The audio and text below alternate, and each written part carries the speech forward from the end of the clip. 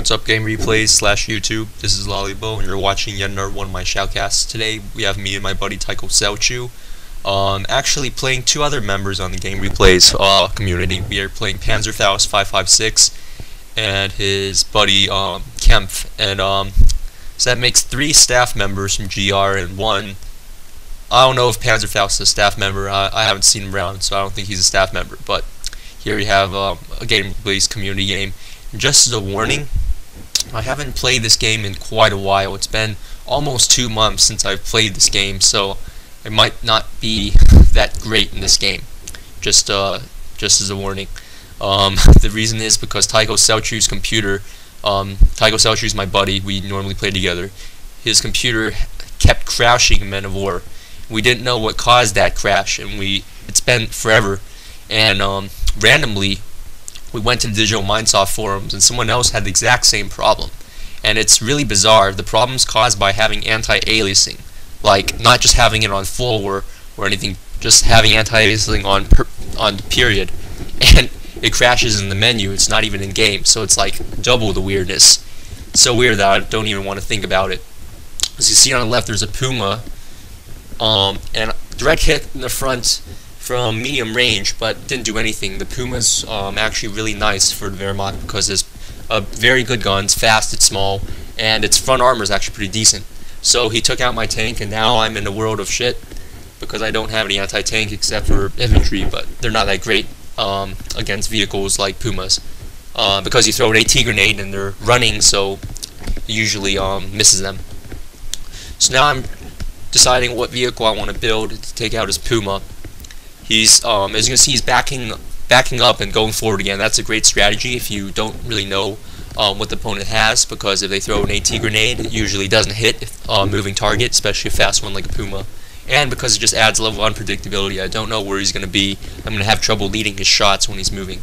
So keeping your vehicles moving, especially when you don't know what the opponent has, is a good idea. I brought up T-34, which is a pretty good counter to the Puma. The armor is certainly a lot better, and the gun's definitely strong enough to take out a Puma.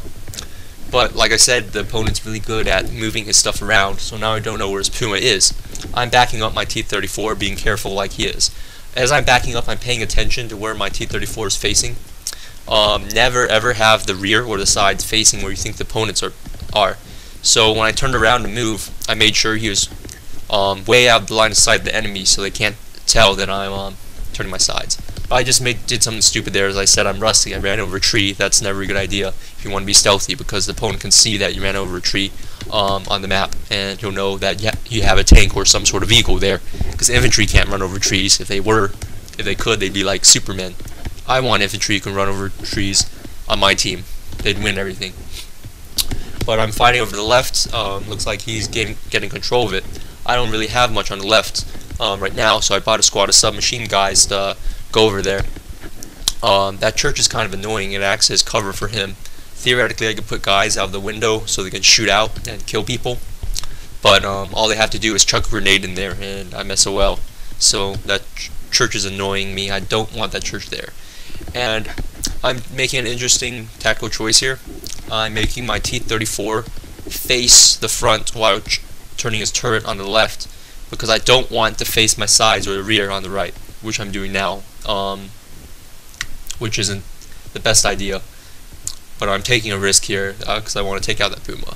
But that annoying church is still in the way, and I can't get a clear shot at him, so I'm just keep on backing up, being careful. He's also being careful, but it looks like he's doing a better job of micro than me, because he's able to get his Puma out there and kill a few infantry, then ditch, get out of the way before I can counter it. So that's good micro on his behalf. It looks like he has an AT gun somewhere over there. I'm being blind right now, but now I saw it and hit it with an AP round. Actually, I did that out of desperation. It's better to hit it with. Oh, AT gun just killed the Puma. He just ran into the hole of my mini tank. So that yeah, don't run into things in your Puma if you wanna go in quickly. Like I was saying, it's better to hit AT guns with HE round, because it's very hard to hit them dead on with an AP round, which you need to do to take them out, because AP rounds don't have splash damage. Also, they have low profile AT guns with low profile, so they're really hard to hit. I'd rather hit them with an HE round, or maybe go for splash damage, aim at the ground near them, and if it hits, then usually kills a dude and sometimes knocks out the AT gun. AT guns are kind of like try or die, or I mean, they're like hit or miss, quite literally. If they miss, they're usually boned. But they're nice because they're cheaper than tanks, and they have a low profile, and usually they're pretty good against at least medium tanks. So that's why I like AT guns are cost effective. And oh snap, there's a pack 40 here. That's one thing about this map that's really hard, is that it's really open. So AT guns can pretty much come out of anywhere. I think I made a poor, right now I think I made a poor choice by going with the T-34, or any tank for that matter. I should go with light vehicles that are fast, because there's AT guns everywhere. It doesn't really matter where your tank's facing, they're going to get shot. So you want something small, light, and fast. What went on over there? I just kept getting my infantry killed. I'm kind of frustrated right now because he has AT guns everywhere, and he keeps moving them after firing, so I can't really find them. So now I'm trying to play conservatively. I'm moving up with my infantry, hugging buildings and cover. I got the flamethrower assault infantry. I really love this dude. He's quite nasty. He has armor, so he can, against small arms fire, he can usually just charge up and flame things and get out of there. I'm trying to get him out so I can heal him. See, I'm going to apply a healing pack, but something blew him up. That was a Puma or a grenade. That's what I like about assault infantry. Russian assault infantry come with flamethrowers, and you could, and since they have armor, you can pretty much walk up to fortified positions, provided that their firepower is not too overwhelming. And now it's looking really bad for us. They're leading us by about 200 victory points. Like I said, both me and Tychocelchuuu are kind of rusty. We're still kind of trying to pick up our bearings here, but we're not doing so hot. I don't know if that was his smoke or my smoke. Might have been his smoke.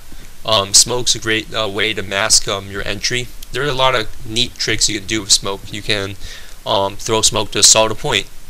You can also bluff people with smoke. If you see a tank, you can throw smoke at and the tank will think that there's infantry or something you're trying to hide where the smoke is. Even if you have nothing, even if you have just one infantry dude and not like an entire squad.